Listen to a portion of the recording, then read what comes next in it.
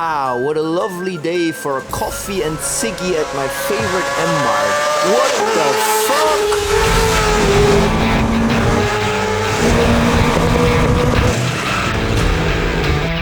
Before I show you why I was rushing to meet Bali's most successful entrepreneur, let's start at the beginning.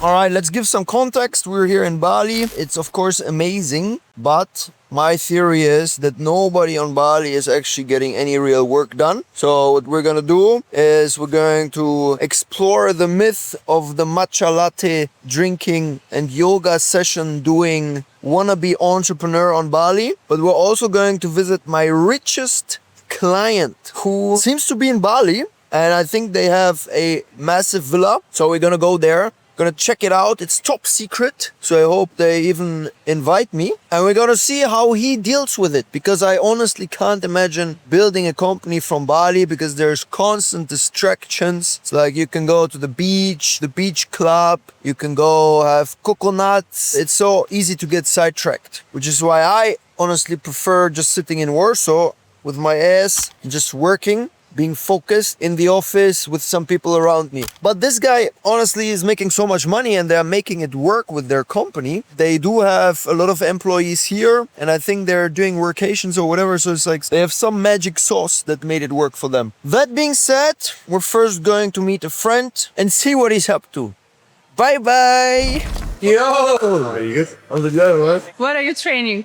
So we're training back. What are we starting with? What's your favorite first exercise for back? Do a lap pull of some format, either pull-ups or some kind of lat pull down. All right, now we'll stop. We'll cut the camera because they don't like recordings at Elite Fit. All right, got a good workout in. Now it's time to retard max in preparation for this meeting with Bali's most successful entrepreneur.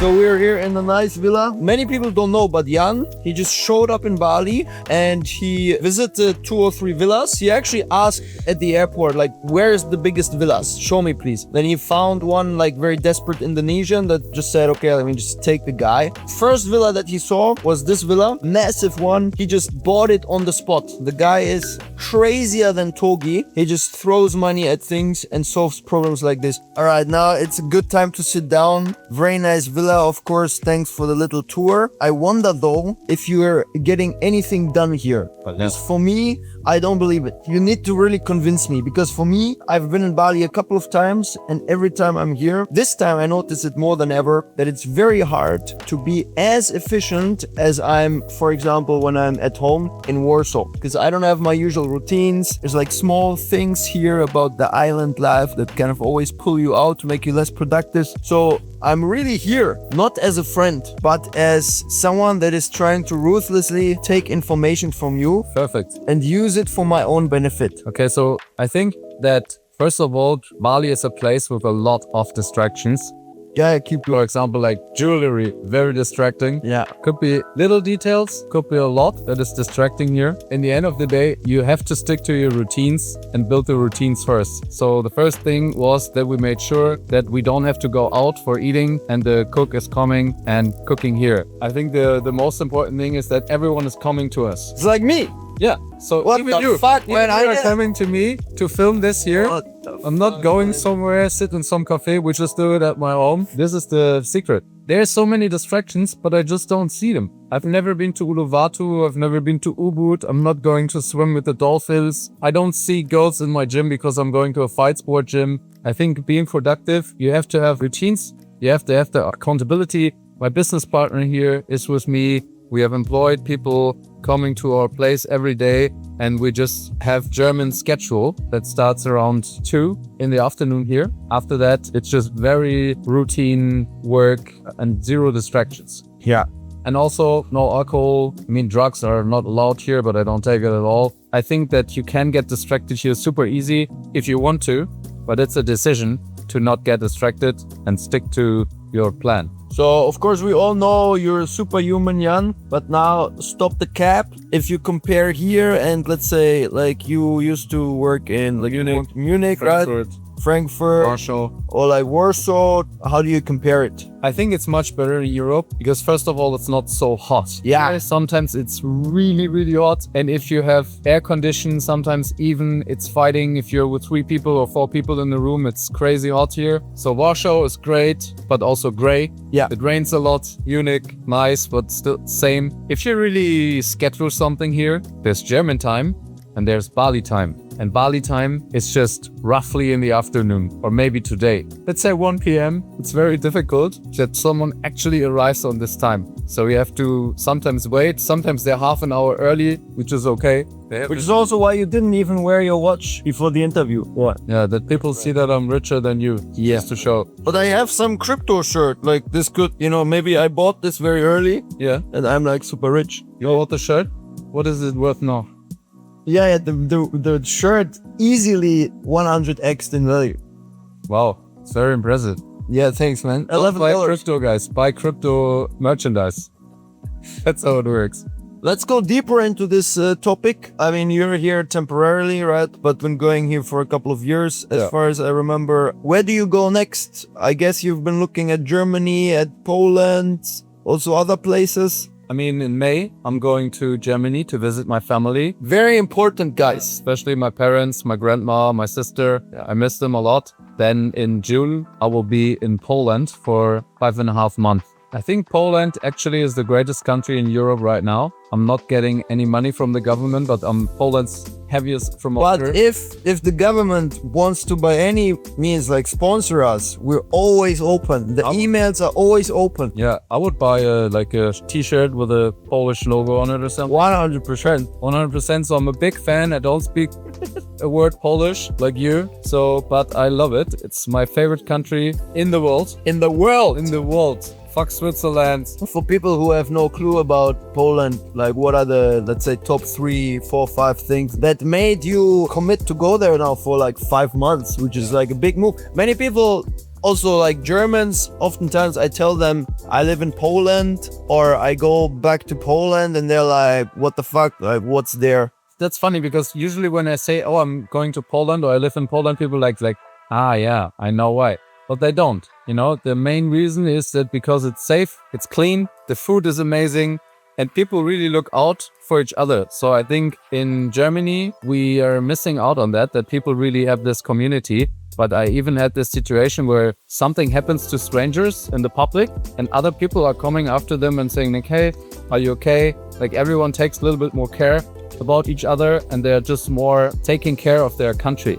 And I think that's great. They're proud of their country. They're proud where they came from. I think 20 years ago, they didn't really have streets and now they have, it looks better than in Germany. It's crazy. Yeah. They developed it crazy. It's just great. And also you have so many young people who really want to do something and you contribute and trying to learn. Also, a lot of people speaking German there, actually. They're learning German in school. I meet a lot of Polish people, obviously, like living in Warsaw, and some Polish people who are like still living in the past. So when I tell them I'm half German, they're like, oh, wow, Germany, yeah, so cool. I want to move there, And then there's a increasingly large part of Polish people who are like, oh shit, you got problems, guys, right? It's said that guys like us leave Germany. 100%. I don't want to talk anything bad about Germany. I think Germany is great and it gave me a lot. I love to be German. Germany gave me punctuality, Yeah. gave me a good biceps. It gave me a certain sturdiness and hardness. Because like Germans, I think are like proper. Yeah, you think so too? I think so too. Yeah, like German are like half German, half made of steel. Yes. German steel, Not German fucking steel, yeah. Indonesian It's steel. like proper ThyssenKrupp. ThyssenKrupp steel. Oh, well, I think that actually also the values that we have, it could be worse. If you compare Germany with the rest of the world, it's still like a very high tier, top level country. Yeah. And I think they could It's Meckern auf hohem Niveau. Exactly. So I think they could improve. I always want to live there where I get treated the best. I just want to max it out. And we are not limited to one country. We can go basically everywhere. Even with our shitty German accent English, we are still doing well. Go where you're treated best, which is also the slogan of our client, Nomad Capitalist. Shout out, we're doing all of their content. Last thing that I wanted to discuss, Jan. We were the other day on this mastermind, right? Where there was like some speeches and you needed to pay in order to attend. And then there was a lot of people that wanted to learn. It was like about hypnosis and stuff. And of course, for me as a straight shooter, it was completely useless, right? Because I don't Really? like hypnosis and all of these things. For me, it's like, I just don't connect with it. Okay. But for you, you took more out of it. I mean, not talking about the people. I got to know some cool people, but like all this spiritual stuff, I just don't vibe with it for now. Maybe it will change when I have like a first existential crisis. We talked also a lot about Tony Robbins, and you told me that you took a lot of like value from these events. You had like a very high tier of tickets or whatever. Right? Tell me, like, what do you take from these events? Because for someone that has never been there, for me, it just seems like there's some motivational speeches. Maybe you meet some cool guys, but that's it. Okay. Now, but I've never been there. And Okay. of course, there's more. Yeah. Right? Otherwise, you wouldn't pay so much money to attend this. I think, first of all, we have to differentiate here. There's events and there's Tony Robbins events. All right. So this is a huge There's like difference. top tier. Big shout out to Tony Robbins. He's the greatest guy He's in the usually, world. he's watching all my content, so he will for I sure. know, like, Tony, you're doing a great job. Like, appreciate it. Thank you so much. So let me take on this first. The hypnosis event. Okay, it was cool for the networking. It was not so much in depth in like content wise, like believe in yourself and everything. But I still think the guys there pulled a great event. Yeah. And also I learned something, especially from the one speaker who was German. Yes. He was just Chris. hilarious and also very valuable in content. Only for this speech, it was totally worth for me. And the other thing, they did their best. They had a good event. The content was nice. The people liked it. They created a good atmosphere. There were also some parts in it when they like shut down the lights and had this hypnosis thing. I was like, okay, because maybe we're not so much, this is not something for us, maybe. Yeah. But I think overall, hypnosis itself can be great. And also he talked about that we are hypnotizing ourselves, and what you believe about yourself is actually leading to the results you have in life. And I think this is very true. So what you tell yourself directly has an impact to the outcome in your life, what language you use, what emotional meaning you put to something, what self-image do you have and everything. This was actually very good. From the Tony Robbins events, I could talk about for hours because I've been with Tony for 1 year and I have been to every event, and I have been on events where it was all about money and wealth, events about love and relationship, also to yourself, but to others, and like romantic relationships, business relationships, friends, family, like all kinds of relationships. So I think your health is your wealth as well. Both of us, we're investing a lot in our health as well. And I think one of the 3 most important things, and I learned so much on these events. It's not just some crazy voodoo chakra events where someone is shouting like, believe in yourself. And you're like, oh my God, yeah. And you just have to live your dreams and write them down. And you're like, okay, this is not. This is maybe on the surface, the most superficial bullshit. People who are talking about, I've been to one of his events, it didn't help me much. Then they probably have been to one of his top of funnel events where they put 15,000 people in a hall and talking about some stuff. I think they're also actually going quite deep on these events. Yeah, what can I say? That's interesting. So you have like top of funnel, Yeah. just more broad. Yeah, I and mean, like everybody needs to get motivated, I guess. of And then course. you have like, For someone who has never been to a seminar, you cannot go into the higher level mindsets and talk about some stuff, because you have to, it's like with everything, you have to warm yourself up. Yeah. If you've never been to, let's say, fight sports, you cannot just join a competition of black belts, right? If you're training for quite a while, then you can maybe go to some blue belt event. So, and this is the same with Tony Robbins. If you're already advanced in personal development, in your business development, in your relationship, multiplicator. But not only Tony, there's also other great events. And also, I think it's just great to be in a mastermind and surrounded by people who are on the same path. exactly what we're planning in Warsaw, where we will take all of Warsaw's billionaires, All of them. whom we all have in our WhatsApp contacts. We'll send them a message. We'll be like, come together, guys. We are now going to be strategizing how to make trillions, right? Because that's the next step. And I think it's going to be an amazing time. We are also accepting applications from millionaires. but it's gonna be a really, really tough process with like many, many steps in the application layers. And with that, So first rule, actually, billionaires, we never wear merchandise unless it's our own company. yes.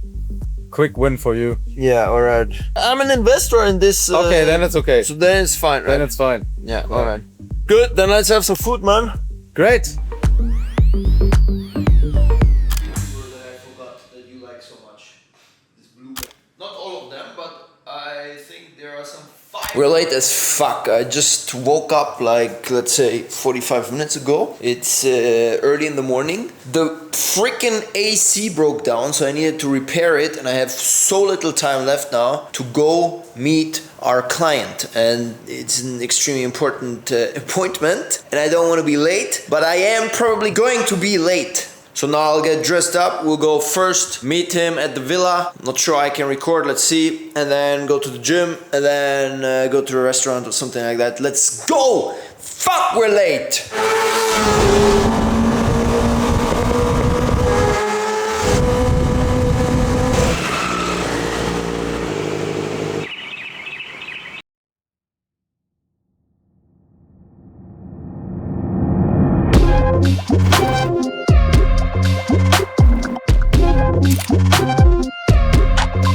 How do you make workations work? Because my experience has been, I sit with people in a nice place in the villa, it's always a fucking pain in the ass. Because like you have so much distraction, there's like, you can go to the gym, you can take peptides, you can like have fun on the beach, and somehow you seem to make it work. Or maybe you fuck it up, I don't know. So like, what are your pieces of advice or your honesty about these like workations? Would say like number one, never stay in a place for less than 1 month. I think if you're like trying to stay for like a week, a weekend, won't work. Because you need to pack your shit, you need to find where to train, where you're gonna go to the gym, where you're gonna order food from. Like you need to get a desk, you need to get a nice chair. If you just move from like one Airbnb to the other, you're constantly looking to rebuild your routine. So I would say minimum 1 month in one place. And then I would also say you need to find like a business to work on before going to the place. It's for me, I already know what to work on. So when I wake up, I don't need to be like,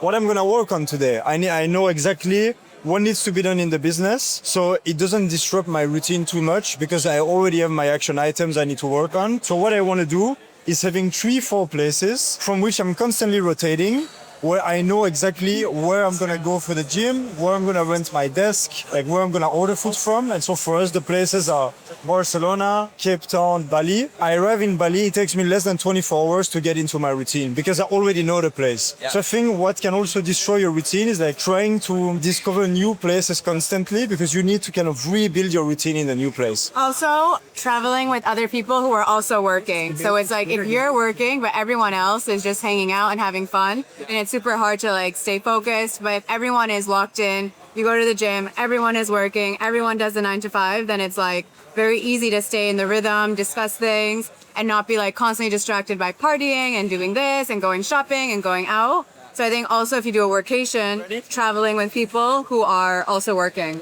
Yeah. One last thing that we need to talk about, because like I'm sitting here with some fucking LinkedIn masterminds, obviously, right? Like you guys, even before we met, you're like spamming my whole fucking LinkedIn feed. It's honestly a pain in the ass, but it's like, it works, right? The question is, how do you suggest to get started with LinkedIn? I think you need to stop trying to be too creative and trying to reinvent the wheel too much. I think when people want to start posting content, they always get blocked because they don't want, like, they always think they need to come up with like that crazy new ideas. Whereas like in my opinion, it's start to just document things. You're already doing cool stuff, do more cool things and document those cool things. And so if you start a business, what did you learn today? What tool are you using? What did you discuss with your client? And it's like at the beginning, too often people are trying to be like, to post content, I need to be the most interesting person on the planet. Whereas like at the beginning, I think you should just try to document what you're already doing and just explain what you learn. And on LinkedIn, too often, people are like trying to be like, yeah, what is the new algorithm and what is the best hook I need to use? Whereas like, just documents. Like, what are you doing in your day today? Today you woke up, what was your day looking like? What is the day of a founder? Like, build in public, explain what you learned by building your business. All right, just came back from my meeting with Alex Vaca from Cold IQ. Amazing. These guys are really killers. I'm not sure exactly. I think 6 million or 7 million ARR. Very, very strong growth. And they're all over LinkedIn. It's really crazy. So they're doing that very well. They do outbound engineering, GTM. Now they're also starting an accelerator. So they want to teach smaller businesses or smaller business owners, people that want to build an agency in the future. They're gonna gain these people as a customer group too. It would have been a little bit weird. I didn't film when, you know, I met them at the villa. I'll meet them again for sure, and then maybe I'll record, but it would have been weird to like turn up and first thing I do is turn on the camera. Besides, we didn't spend that much time in the villa. We basically went to the workout immediately, got a good workout in with Alex, got some good food in, and now I'm more or less ready. For what? For returning to Warsaw.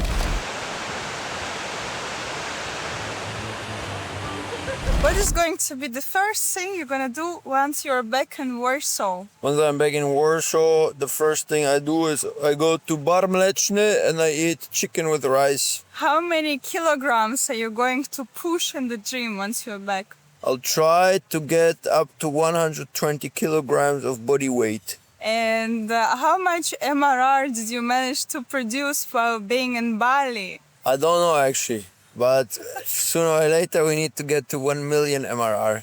Maybe 2 million. No, first 1 million, then 2 million. And then what are you going to do with this MRR? What's the next goal? The MRR will just keep increasing it. That's the only goal. Once we reach a certain number of MRR, we increase it. And then once we reach the new MRR, we increase it again. Okay, but do you want to buy anything special? Chicken with rice. But how about like pickles or narečniki with Nutella or maybe anything else in Bar Mleczny? I think once we reach 1 million MRR, I will buy one pierogi with meat filling and maybe one żurek soup and chicken and rice. Sounds delicious. I would also add some smetana on top and that would be perfect. Also, after being in Asia for 2.5 months, feels like craving some Slavic food, right? That's also another reason why Bali, you can't do it for a long time because it's like the food is just getting on my nerves at some point. I need literally Slavic food.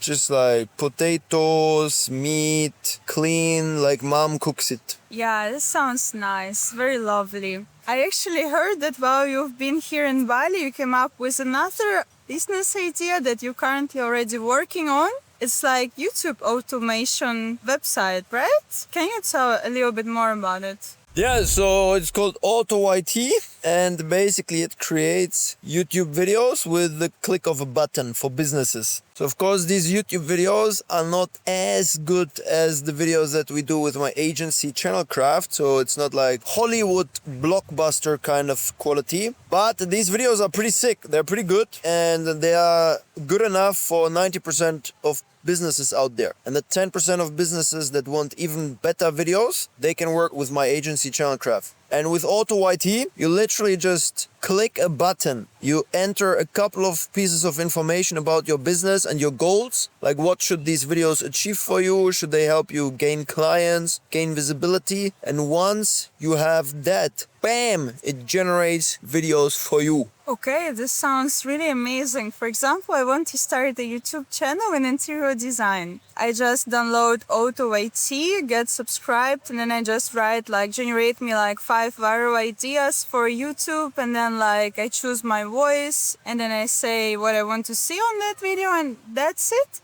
Just like as simple as that. When you onboard, you just click start. Then it asks you what's your business. So you provide your website. It automatically generates video ideas for you. You choose the video idea that you like the most, and it creates the whole script and the whole video. Now, one thing you need to do when you onboard for the very first time, you need to upload one picture of your head so that we can clone the avatar for you. So you will have an avatar in front of the camera that represents you and looks exactly like you, basically. And also your voice is going to be cloned. so that there's literally you in front of the camera presenting a presentation, showing a nice video, and this is a very engaging video. And that's it. So it literally takes 5 minutes and then you can generate hundreds of YouTube videos. Yay! This sounds like truly amazing. I'm literally looking forward to for you to launch this product already, because I really want to try it.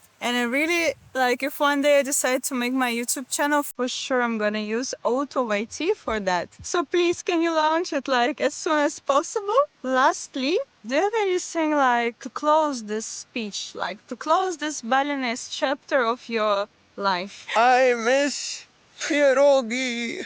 Bye bye. Bye bye.